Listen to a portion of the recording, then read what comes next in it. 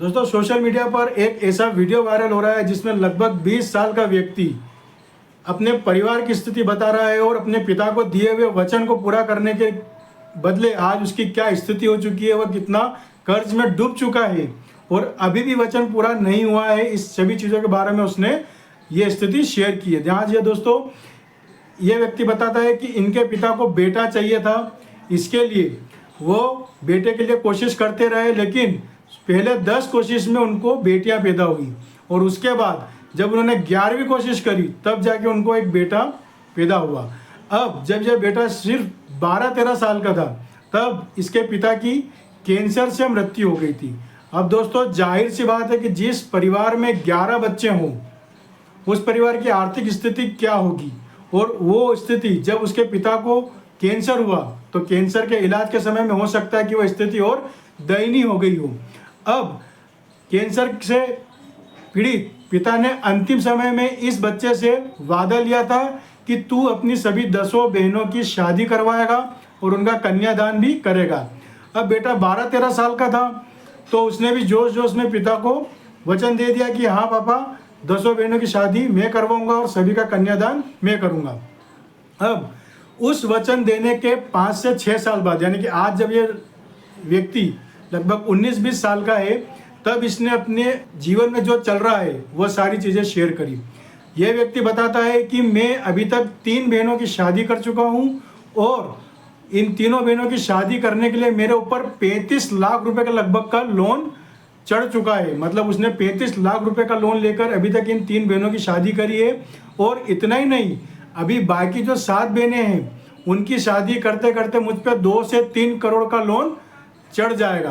अब उस लोन को उतारने के बाद जब मैं 60-70 साल का हो जाऊंगा तब मैं जाके शादी की प्लानिंग करूंगा और जब मैं 60-70 साल का हो जाऊंगा तब मेरे 1-2 साल के बच्चे हो जाएंगे। और जब मैंने इसके कमेंट बॉक्स चेक किए तो उसमें कई सारे पॉजिटिव और नेगेटिव कमेंट भी थे। उसमें से एक कमेंट जो मैं आपके साथ शेयर कर रहा हूँ वह ये, एक व्यक्ति ने लिखा कि भाई अभी तो तुझे तेरे भांजे भांजियों के भात भी भरना है, यानी कि मामेरा की रस्म भी करना है। अगर आपको नहीं पता है तो मामेरा और भात क्या होता है बता देता हूँ कि जब बहन के बच्चों की शादी होती है तो मामा की तरफ से जो रस्म की जाती है उसको भात भरना या मामेरा करना कहते हैं। तो दोस्तों इस वीडियो से सबसे बड़ी सीख यही मिल रही है कि अगर आपकी आर्थिक स्थिति अच्छी नहीं है तो कभी भी दिखावे के लिए लोन न लेवे, खास करके शादियों के लिए, क्योंकि शादियाँ तो 1-2 दिन की होती है और आप किसी को कितना भी और कुछ भी खिला दें वो ज़िंदगी भर याद नहीं रखेगा, क्योंकि आपने उसको शादी में बुलाया है, वो शादी में आएगा, खाएगा पिएगा, गिफ्ट या लिफाफे देगा और चला जाएगा। और अगर 1 महीने बाद भी उससे पूछा जाए तो वो ये नहीं बता सकता कि उस शादी में उसने क्या क्या खाया था। तो इस 2-3 दिन के दिखावे के लिए भारी भरकम लोन लेकर अपनी पूरी ज़िंदगी बर्बाद करना ये कहीं से भी समझदारी वाली बात नहीं है। तो दोस्तों अगर आपको भी ऐसा लगता है कि हम भी लोन लेकर अपनी जो लाइफ है उसको लग्जरी दिखाने की कोशिश कर सकते हैं, तो लाइफ तो आप लग्जरी दिखा दोगे, लेकिन जो आपका मेंटल पीस है यानी कि मानसिक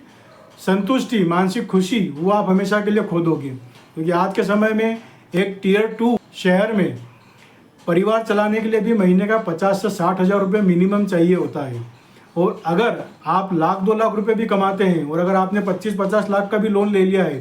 तो ये 1-2 लाख रुपए आपके कब ख़त्म हो जाएंगे पता ही नहीं चलेगा। हो सकता है महीना ख़त्म होने से पहले ही EMI भरते भरते ही ख़त्म हो जाए। तो कभी भी दिखावे के लिए लोन न लेवें। अगर कम से काम चल सकता है तो कम से काम चलाइए, और अगर कोई बहुत ही ज़रूरी चीज़ है तभी आप लोन लीजिए, अदरवाइज़ लोन लेने की ज़रूरत नहीं है। स्थिति नहीं है तो आप सामने वाली पार्टी को इजीली अपनी जो आर्थिक स्थिति उसके बारे में बताएं कि भैया हम इतना खर्चा नहीं कर सकते हैं शादी में या किसी भी रस्म में, तो जो हमारी स्थिति है उसके अकॉर्डिंग ही अपनी तरफ से जो भी हम खर्चा करना चाहते हैं वही करेंगे। अगर बात बनती है तो ठीक है, अदरवाइज़ आप कहीं और देख सकते हैं इस चीज़ को। अगर आपको वीडियो और इन्फॉर्मेशन अच्छी लगी तो वीडियो को लाइक कीजिएगा, और इस बच्चे पे जिसकी अभी मैं ये रियल स्टोरी मैंने आपको बताई है उसके बारे में आपका क्या कहना है कमेंट बॉक्स में ज़रूर बताइएगा। मिलते हैं अगले वीडियो में, धन्यवाद।